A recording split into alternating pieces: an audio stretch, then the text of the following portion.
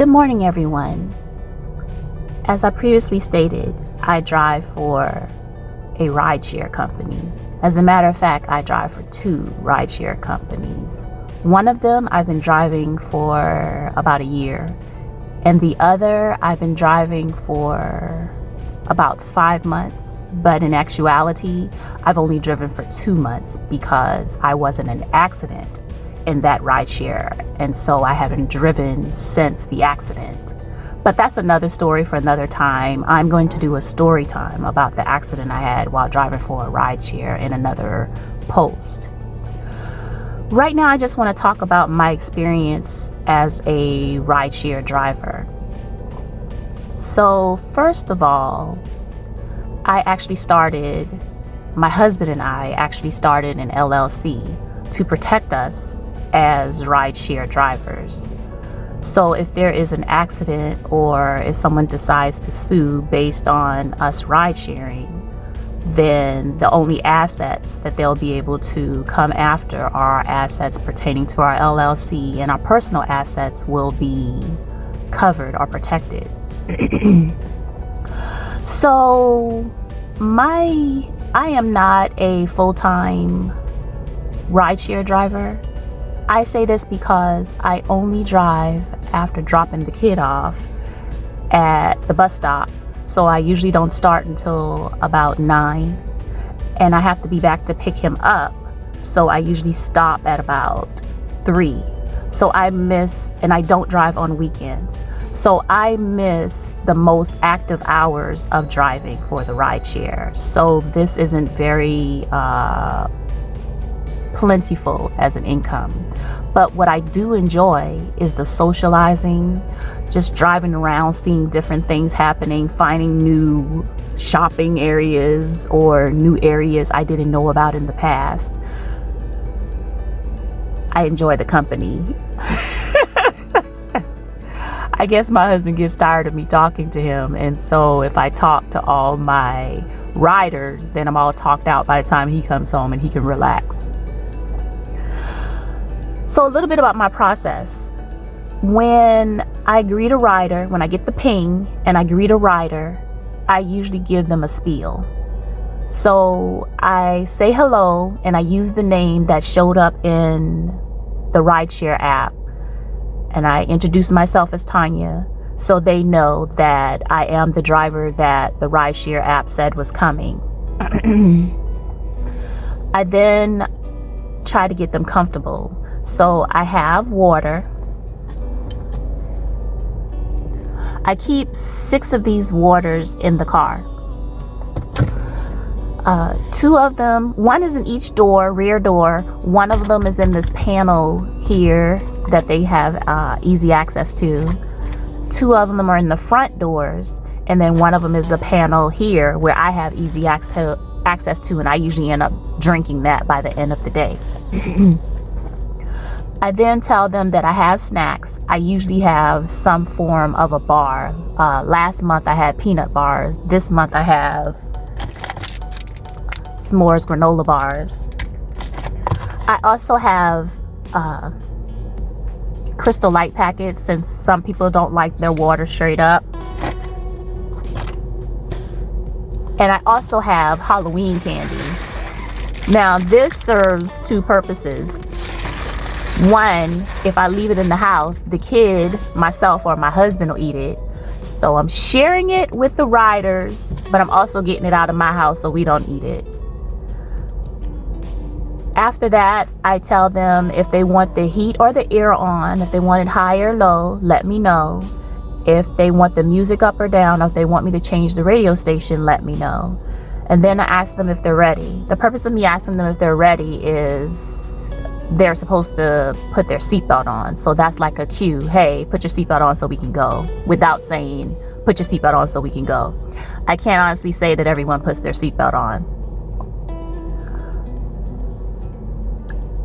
I'd say out of a week's worth of driving, I always have that one customer who is Storytime worthy. So I think in the future what I will do is I will share the Storytime, the customer or the rider of the week story time with you. I'm going to look up past riders and see if there's anyone who is worthy of being shared. One more thing I wanted to share with you is I do have a camera in my vehicle. I don't face the camera towards the riders. I face the camera towards the streets. Basically, in case I have an accident, I have proof of what actually occurred and I can cover myself. And I told you before, I did have an accident while doing rideshare, and the camera was not, it didn't catch anything because the accident happened from the rear and the camera was forward facing. So the camera wasn't, didn't help me in that case.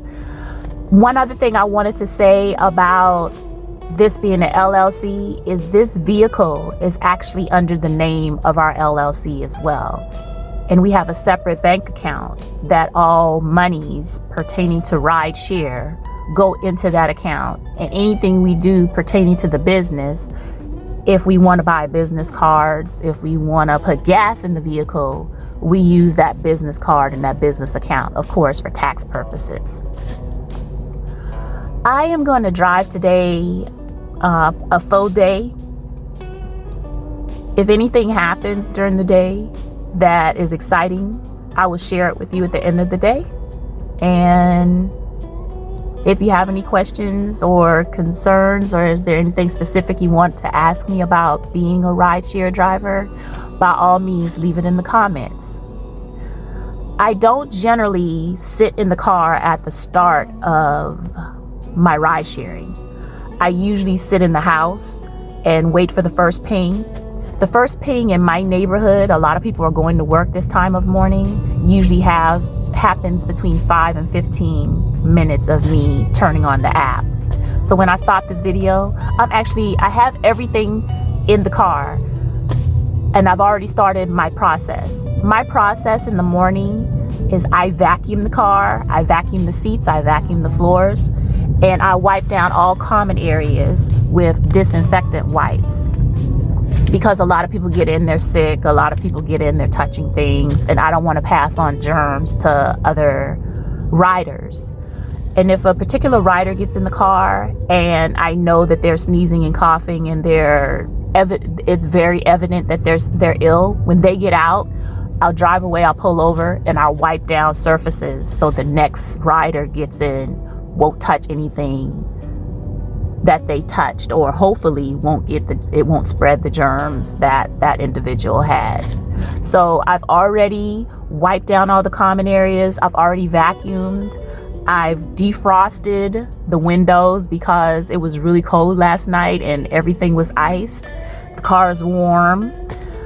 And I'm going to go sit in and eat my Pop-Tarts and drink my coffee and wait to get pinged. See y'all later. A few other things I wanted to share with you as a rideshare driver. I keep a log of my miles. This is my composition book.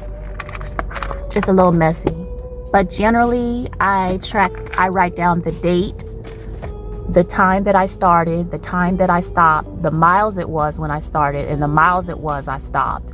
And I also write down if I got gas or air in the tires or washed the car for that day. Another thing that I advise rideshare drivers to do is as you can see, I have the seats covered with a seat cover, the back and the front seats. That way, if there's an incident, they're also waterproof. So if there's an incident, it's easy to just take that off, wash it, and then put it back on rather than having to clean your actual seats.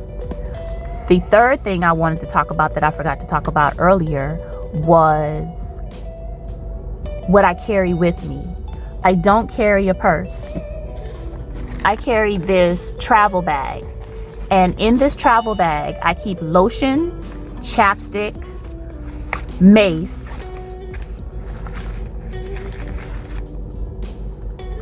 my driver's license, and a little bit of change for in case I want to stop and get lunch. That way, if anything happens, if anyone does decide to rob me, they're not going to get much. And also, I carry something for safety purposes that only somebody who wants to test me wants to test me. Anybody who's trying to, if they want to rob me, they can have my $5 and my chapstick and my license. That's replaceable. But if there's something life-threatening, I also have something else in the vehicle to help me protect myself or protect me if I ever get in a situation where my life is in danger. So I think that is everything that I wanted to additionally state about ride sharing. And if I think of anything else, I'll include it in my closeout video this afternoon after I drive. Hey everyone, so I am back from driving for the ride share today, for the day. I was going to drive until 3, but it was a very weird day. So it's 2:05 and I'm home. So that's it for the day. Plus there was a possibility that the schools would let out due to weather. I didn't get a call that the kids' school was letting out, but afternoon activities were canceled. So I wanted to be in the area just in case. I wrote some notes about today's ride. So if I'm looking down at my notebook.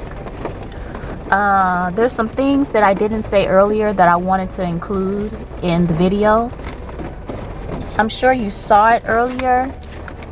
Around my neck, I wear this earpiece, put it in my ear, and that way I can hear the directions. So the rider doesn't have to listen to the directions. Sometimes that confuses riders and they start giving me directions because they don't hear anything and they don't want me looking down at the app. And then I just casually mention, yeah, I hear it in my ear. She's giving me the directions. But if by all means, if you see me going the wrong direction, let me know. And that usually will stop the average rider. There are those riders who like to explain everything and still aren't comfortable and or want you to go a shortcut. And I try to appease them unless they're doing a pool. If they're doing a pool, I ignore them and I just do what the app says.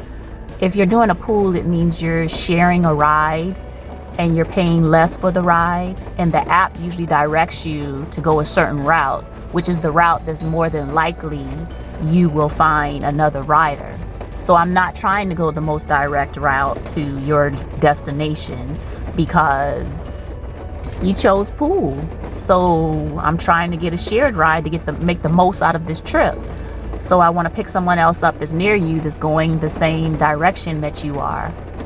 There's some people in my experience that have chose pool but are in a hurry, or chose pool and are upset that you're not following their directions versus the directions that the app is giving you. And my advice to them is, hey, if you're in a hurry, if you're late for work, now's not the time to be cheap. You need to do the direct route and pay a little bit more to get where you need to get in a timely fashion. And then sometimes when you choose pool, it doesn't drop you off exactly at your destination. It might drop you off at a corner and then you have to walk 2 or 3 blocks. And some people tend to get upset with the driver for dropping them off there, but you chose pool and that's where it's telling me to drop you off at. Now I will, if it's not too far out the way and somebody else isn't going to be upset, I will try to drop you off where you're going. But when you try to save money, sometimes you get the short end of the stick. For example, there was this one gentleman, I hadn't picked him up. He was doing a pool. I had a passenger. The pool was telling me to pick him up at a bus stop public school. He called me. He said, I have an infant. It's raining. Please pick me up at my address. I said, did you put your address in as where I'm supposed to pick you up? And does the app say that's where I'm picking you up from? Or does it tell you to walk somewhere? He says, no, it's saying you're going to pick me up from my house. I was like, oh, well, fine. I'm picking you up at your house. When I got to the destination, it was a public school and a bus stop. He calls me again and he tells me his address. I'm saying, I don't know this area. I don't know where your address is. And the GPS is in my app and it's telling me to come here. So he gives me directions to his house. And I'm like, he has an infant, it's raining. I asked my passenger if it's okay if I try to find him, and my passenger says yes. So I try to find him.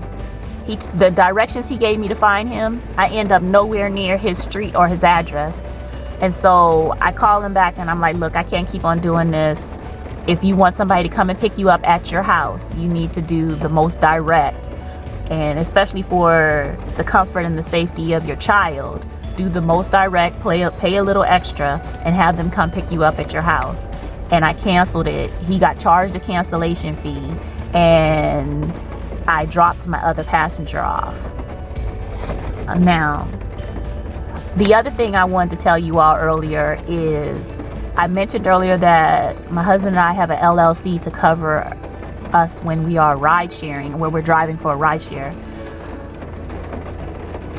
This vehicle is only used for the business, meaning I don't say I have to go to the grocery store and I hop in this vehicle and I go to the grocery store. No.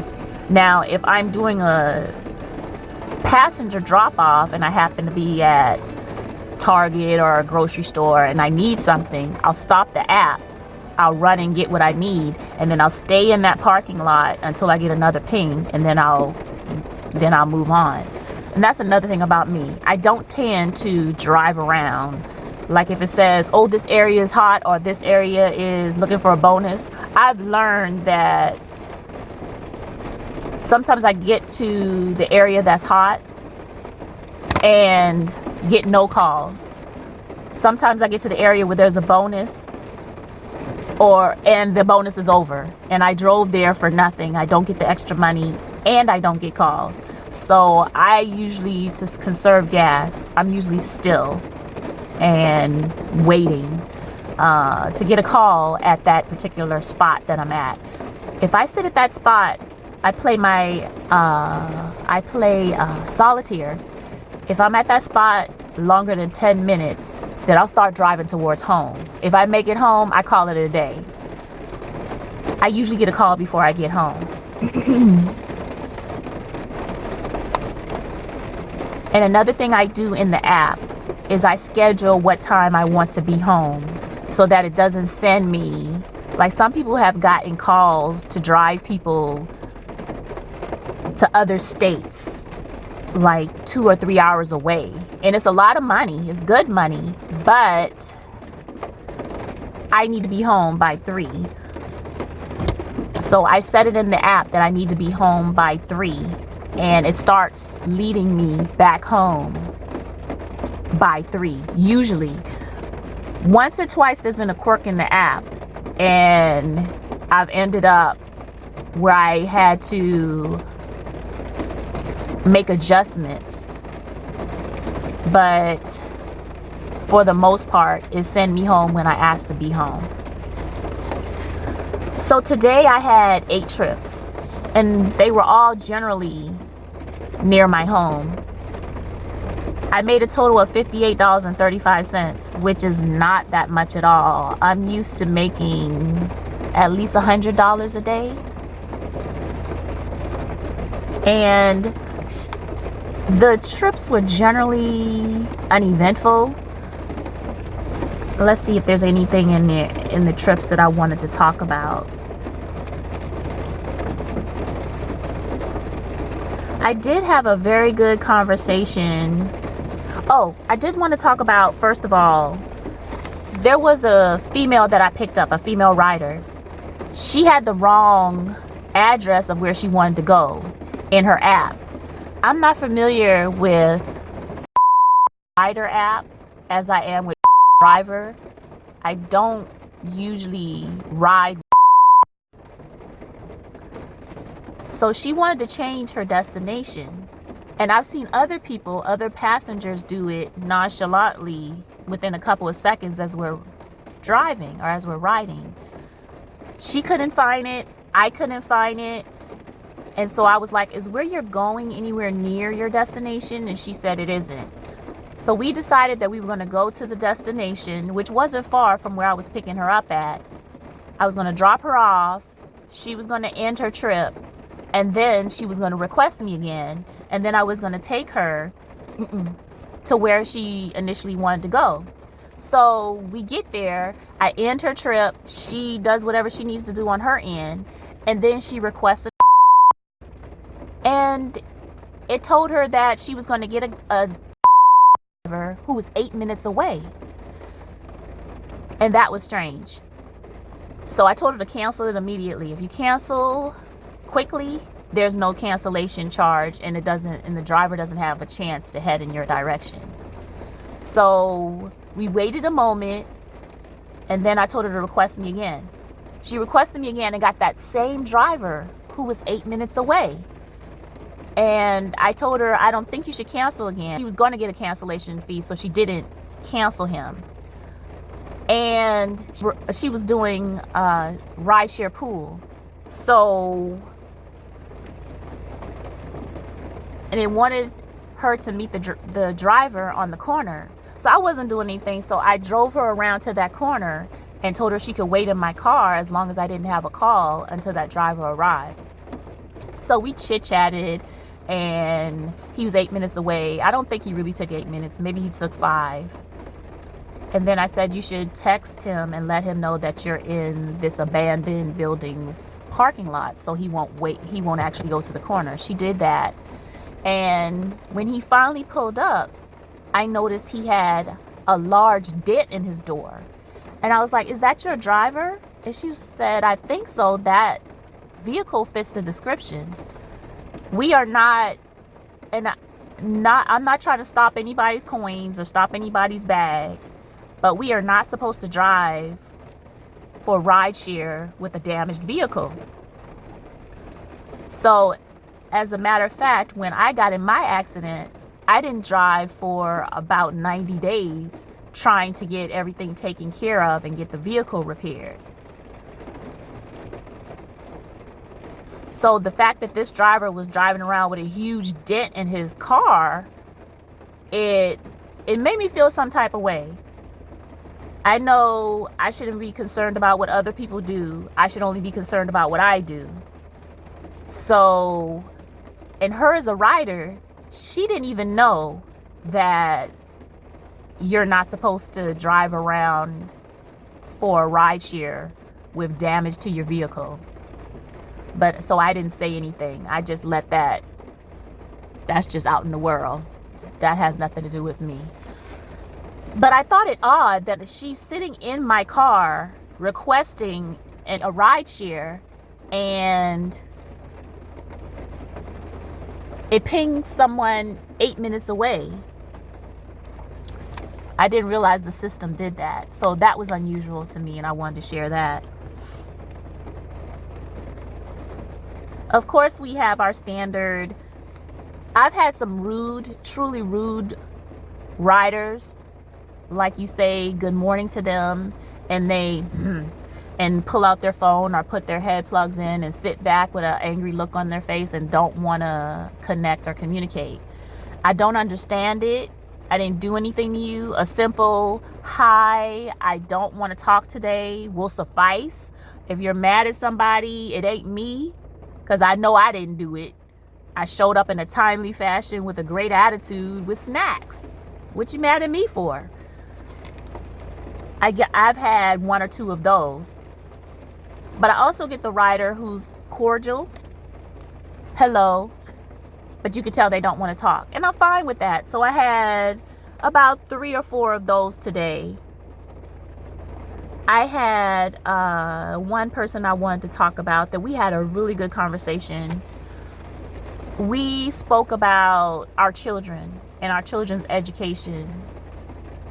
Where I live, the education system, the public education system is not rated that high.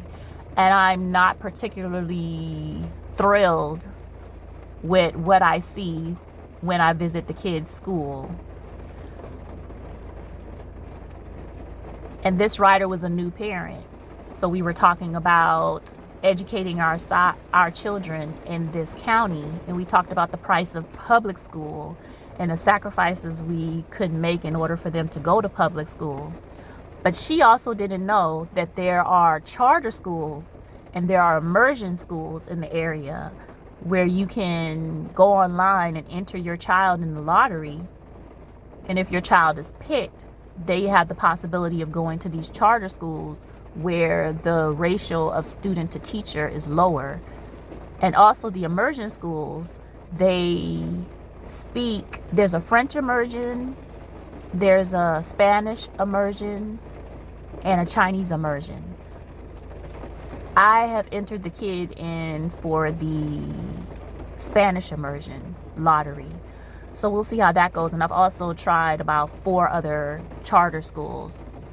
But I would love it if he won the lottery for one of those charter schools or one of those immersion schools, simply for the ratio of student to teacher. I think that some of the teachers are overwhelmed by the amount of students that are in their classroom, and bless their heart, I know it's hard being a teacher, but I haven't exactly been happy with everything that I've seen in this particular school that the kid goes to. So I had a really good conversation with her about our concerns about being parents and how we want to set our kids up for success.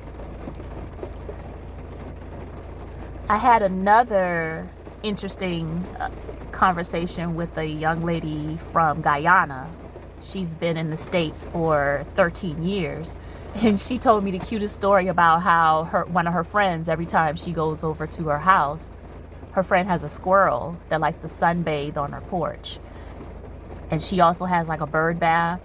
So every time they come out and they sit on the porch, the squirrel is laid out. And she said the first time her friend saw the squirrel, she thought the squirrel was dead. But the squirrel just likes to come and lay out. And then when the squirrel gets too hot, he goes and jumps in the bird bath, bathes off, and then comes back. I thought that was so cute. And I was like, did she get it on video? And she said, yeah. I said, you should definitely share that on social media, because something like that would definitely go viral and be funny and, entertaining and lift spirits worldwide. And the last ride I had actually was a young lady going to work at a daycare that I had initially thought about enrolling the kid in before he became old enough to go to pre-K. And that daycare, of course, if I thought about enrolling the kid in there, it's near the house. So once I hit that daycare, I was like, if I don't get a call by the time I get home, then I'm calling it a day. And I got a call, but it canceled immediately. And I didn't get another call. I made it all the way to the driveway, so I canceled for the day. So that was my day driving for a ride share. I think it's an interesting day. I enjoyed the conversations. I enjoyed the people, whether they wanted to talk or not. I enjoyed some of the things that I saw. I saw some shopping centers that I didn't know existed. And I'm calling it a day. Thank you for listening. Bye.